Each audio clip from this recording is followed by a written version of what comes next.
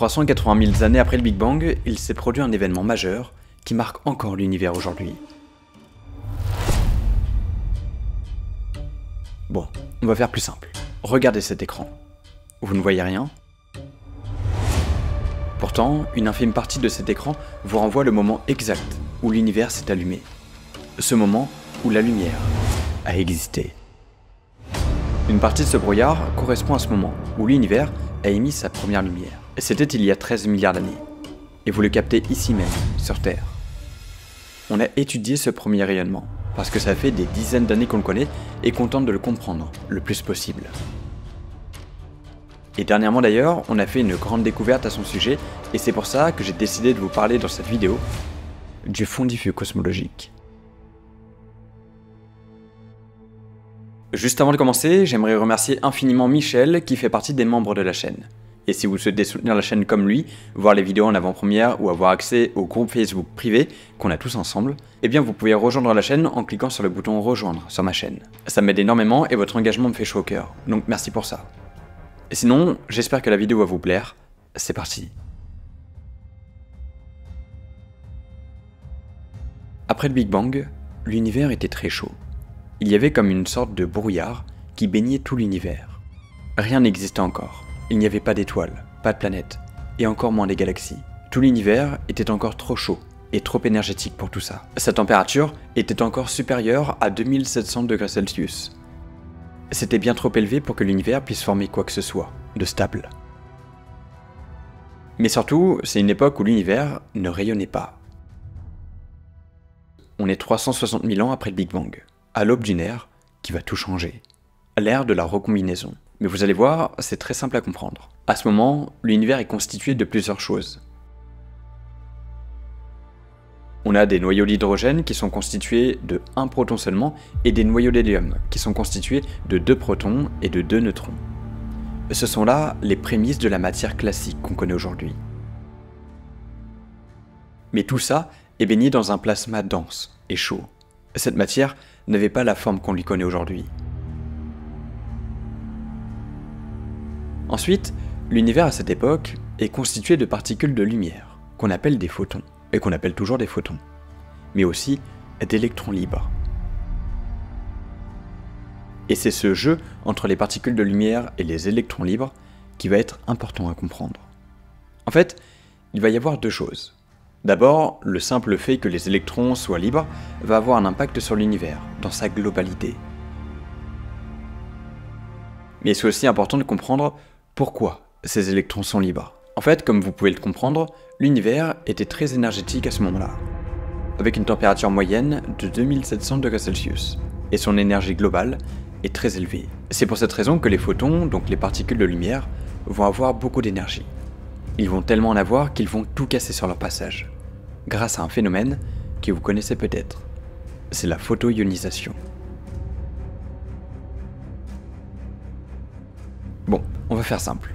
Le soleil, vous le savez, il émet des rayonnements ultraviolets, donc des particules de lumière très énergétiques qu'on appelle les ultraviolets. En l'occurrence, c'est à cause d'eux qu'on peut avoir des cancers de la peau ou juste avoir des coups de soleil par exemple. Mais ces rayons UV ne font pas que ça. Ils impactent aussi notre haute atmosphère. Je vous apprends rien, il y a des gaz dans notre atmosphère. Il y a de l'oxygène, de l'azote, etc. Ces atomes sont constitués d'un noyau et de particules qui lui tournent autour. Ces particules, ce sont des électrons. Les photons très énergétiques provenant du Soleil vont entrer en collision avec ces atomes qui sont stables à la base. Ils vont donner leur énergie à l'atome, mais comme l'atome va avoir un trop plein d'énergie, il va être obligé de se décharger. Et c'est pour ça qu'il va éjecter un électron pour ça. Ça va donner ce qu'on appelle un ion positif. Mais bref, c'est pareil avec les étoiles chaudes, à proximité de nuages de gaz par exemple. Les étoiles très chaudes émettent des rayonnements ultraviolets très énergétiques. Et quand ces rayons-là viennent frapper un nuage d'hydrogène, alors ça va avoir le même effet. Les atomes d'hydrogène au sein de ce nuage vont recevoir un trop-plein d'énergie et vont devoir éjecter un électron.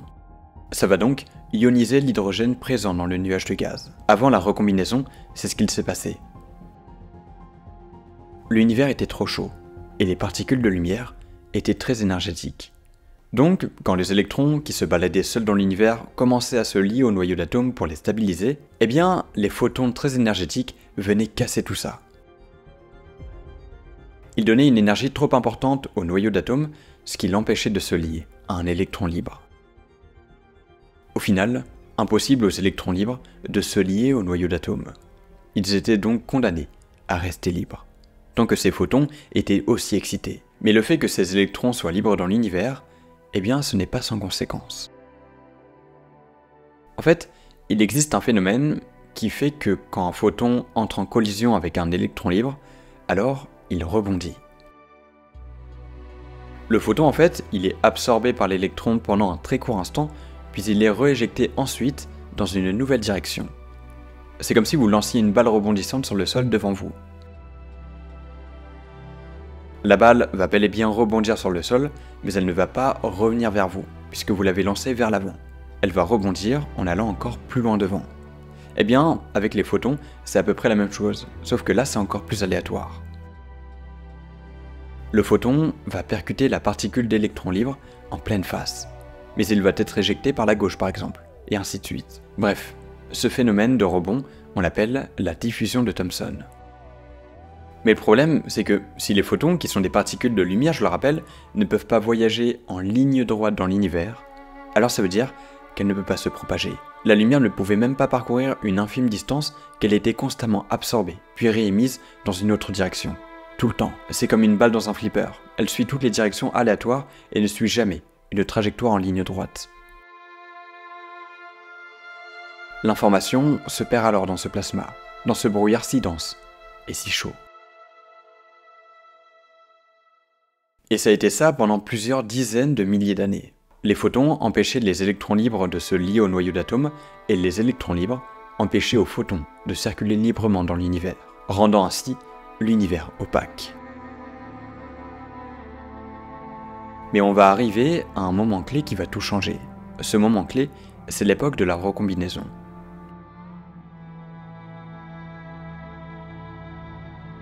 Il survient 180 000 années après le Big Bang. Comme vous le savez, l'univers grandit de jour en jour. Et à cette époque, il grandissait déjà très rapidement. Et comme il grandissait, sa densité globale a diminué avec le temps. Tout s'est assoupli et donc la température a aussi baissé. Et si la température baisse, l'énergie globale baisse aussi. Et les photons ont donc diminué en énergie, suffisamment pour passer en dessous de 13,6 électronvolts.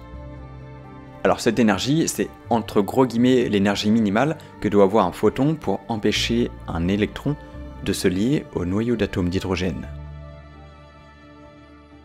En gros, si un photon a comme une sorte d'énergie supérieure à 13,6 électronvolts et qu'il la donne au noyau d'hydrogène, alors le noyau d'hydrogène va avoir suffisamment d'énergie pour se défaire de son électron. En gros, c'est l'énergie minimale qui permet à un atome d'hydrogène d'être ionisé. Et 380 000 ans après le Big Bang, les photons baissent en énergie et passent en dessous de ce seuil. Ça veut dire que même si les photons entrent en collision avec les noyaux d'hydrogène, ils ne leur apportent plus suffisamment d'énergie pour leur permettre de virer un électron. Et donc, on assiste à la période de recombinaison.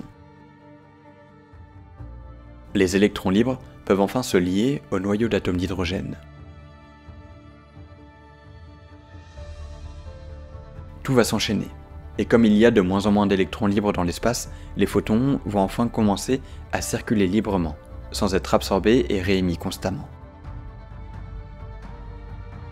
Et donc l'univers commence à devenir transparent. Il émet sa première lumière 380 000 ans après sa naissance. C'est ça qu'on va pouvoir observer depuis la Terre, ce moment où les photons ont pu circuler librement dans l'univers.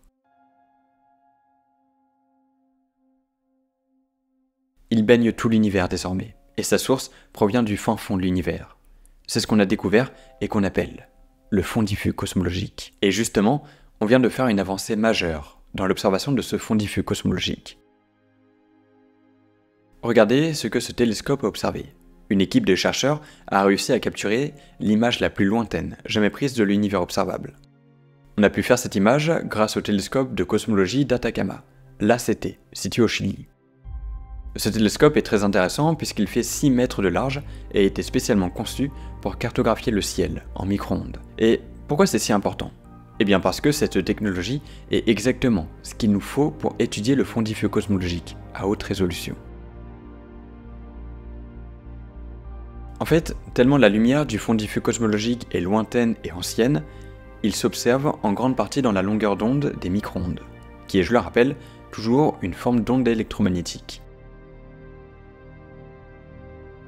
Et c'est grâce à sa grande précision qu'on a pu observer une lueur fossile émise peu de temps après le Big Bang.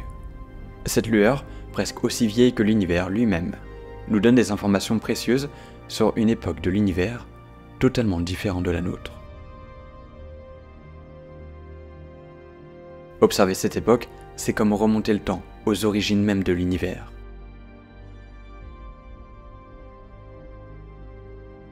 Mais voilà, observer ce fond diffus cosmologique, c'est loin d'être facile.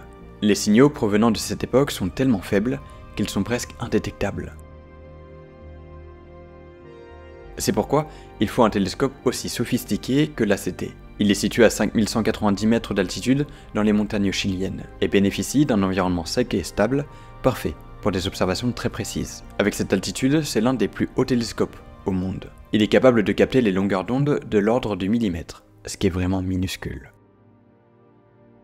Ce type d'observation millimétrique et submillimétrique nous permet de détecter des détails que d'autres télescopes ne pourraient jamais voir. C'est comme ça qu'il peut analyser la température du fond diffus cosmologique, mais ça nous permet d'aller même encore plus loin.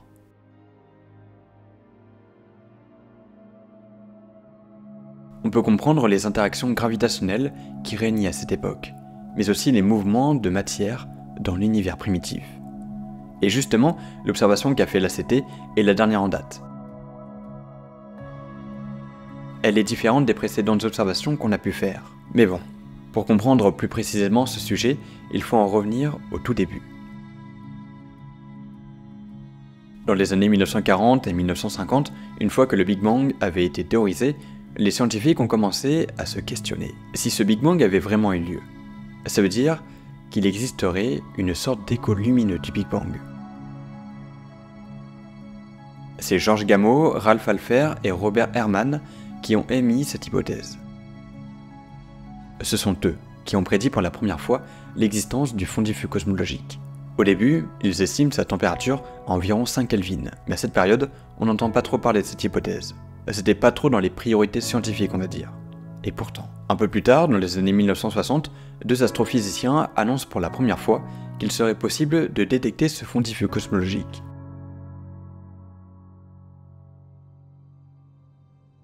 Alors, en 1964, David Todd Wilkinson et Peter Roll commencent à construire un radiomètre pour détecter ce fond diffus.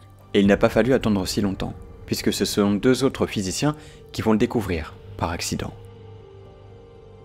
Ces deux physiciens travaillaient sur un projet de communication radio par satellite. Ils avaient donc une antenne qui servait à capter des signaux micro-ondes. Et pendant leur test, ils ont détecté un bruit de fond persistant, impossible à enlever. Et plus impressionnant encore, c'est qu'il provenait de partout à la fois. Il était identique dans toutes les directions du ciel.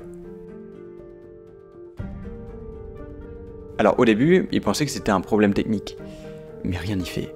Alors, en ayant connaissance de cette anomalie, Robert Dicke et d'autres qui travaillaient sur la manière dont ils allaient pouvoir détecter ce fond diffus comprennent justement ce que c'était. Les deux équipes entrent en contact et par la suite, deux articles paraissent. Penzias et Wilson disent avoir détecté quelque chose, et l'équipe de Princeton explique la nature de ce signal.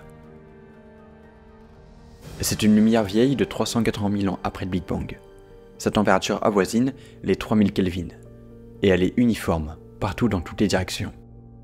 C'est bien sûr le fond diffus cosmologique.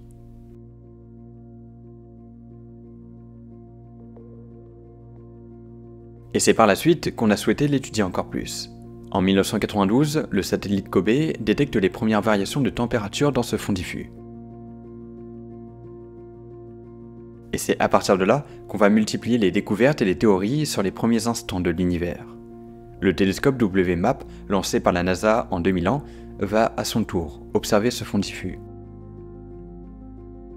il va affiner la carte qu'on avait déjà faite grâce à une technologie encore plus sensible. Puis, on arrive à ce qu'on sait aujourd'hui. Le fond diffus cosmologique peut être vu comme une sorte de carte d'identité de l'univers. Il garde en mémoire les effets de gravité qui avaient lieu quand l'univers était très petit et tout juste naissant. En faisant de telles observations, on voit les vestiges du Big Bang. Parce qu'évidemment, on ne peut pas voir le Big Bang lui-même. La lumière ne pouvait pas se propager à cette époque. Donc, on n'a aucun moyen d'observer directement le Big Bang. Par contre, l'éclat du Big Bang, lui, a été dilué par l'expansion de l'univers. Et on le retrouve dans ce rayonnement résiduel, invisible à l'œil nu. Après WMAP, l'observation la plus détaillée qu'on ait pu faire, eh bien, c'était grâce au télescope Planck. Il a offert une vue sans précédent de l'univers jeune. C'était la première mission européenne à étudier le fond diffus cosmologique à partir de 2009. Bref, et comme je vous le disais, le télescope ACT a dévoilé des nouvelles images du fond diffus cosmologique, mais cette fois avec une résolution bien meilleure que celle observée par le télescope Planck il y a 10 ans. L'ACT a une résolution 5 fois supérieure à celle de Planck. Ça lui permet de cartographier des signaux avec une finesse jamais vue auparavant. Alors, Planck a cartographié l'ensemble du fond diffus cosmologique. Mais l'ACT, comme il est sur Terre, ne peut observer qu'une portion du ciel, et donc une portion du fond diffus cosmologique. Bref, dans ces nouvelles images, on peut observer la polarisation de l'univers, qui correspond en gros à la direction de la lumière. Ça nous montre les mouvements détaillés de l'hydrogène et de l'hélium gazeux, pendant les premiers instants de l'univers. Grâce à l'ACT, on peut désormais observer comment les objets se déplaçaient à cette époque-là, et on voit encore mieux les variations de température.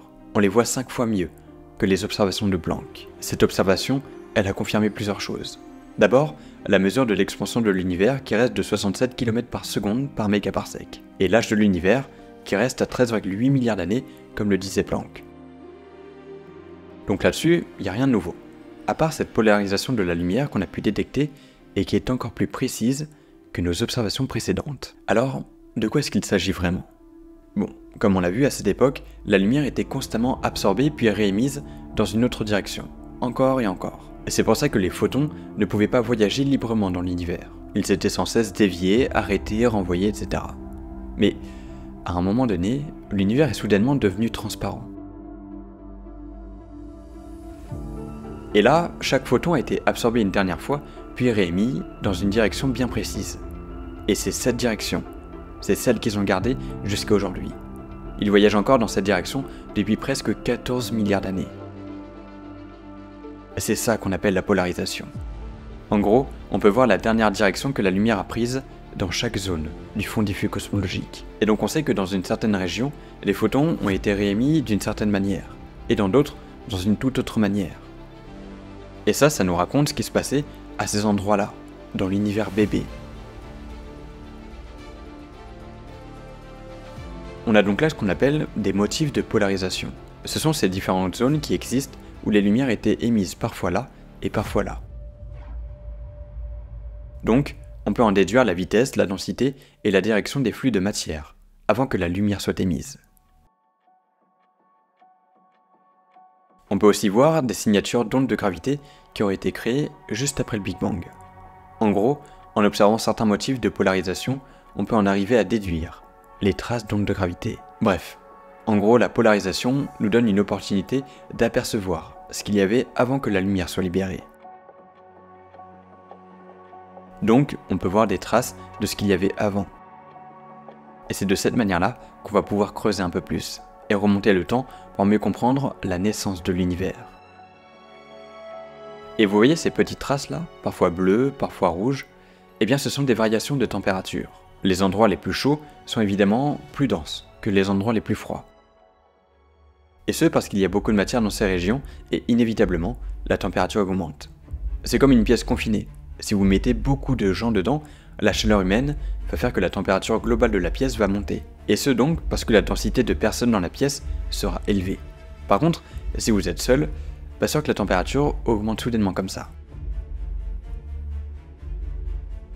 À moins que vous ayez évidemment une sorte d'énorme fièvre. Mais bref, ces zones de densité nous informent sur une chose hyper intéressante.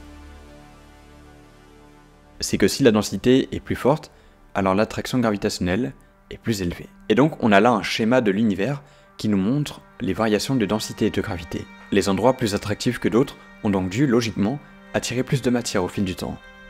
Et c'est dans ces régions-là spécifiquement que les premières étoiles et les premières galaxies se sont formées. En gros, ça a impacté toute la suite de l'histoire de l'univers. Rendez-vous compte à quel point c'est incroyable. Ces images, de plus en plus détaillées de l'univers naissant, aident les scientifiques à répondre aux questions de longue date sur ses origines. Ça nous permet de mieux étudier la dynamique et le mouvement des gaz à cette époque, et même de mieux comprendre les structures cosmiques qui ont émergé après le Big Bang, permettant ainsi de sculpter notre univers et ses fondations. Et aussi, mais surtout, étudier le fond diffus cosmologique nous donne des informations sur l'énergie noire et son évolution. Mais justement, on a fait une découverte exceptionnelle récemment sur cette énergie noire. Et devinez quoi, je vous en parle la semaine prochaine. Vous allez voir, c'est tout bonnement incroyable. Alors pour rien louper, je vous conseille de vous abonner et d'activer la cloche des notifications. Bref, alors c'est bien beau de parler du passé de notre univers. Mais si on parlait du futur, qu'est-ce qu'il adviendra de notre futur ? Du futur de l'humanité. Eh bien j'ai traité cette grande question existentielle dans cette vidéo-là. Merci infiniment à ceux qui rejoignent la chaîne, c'était Zavoros, à bientôt.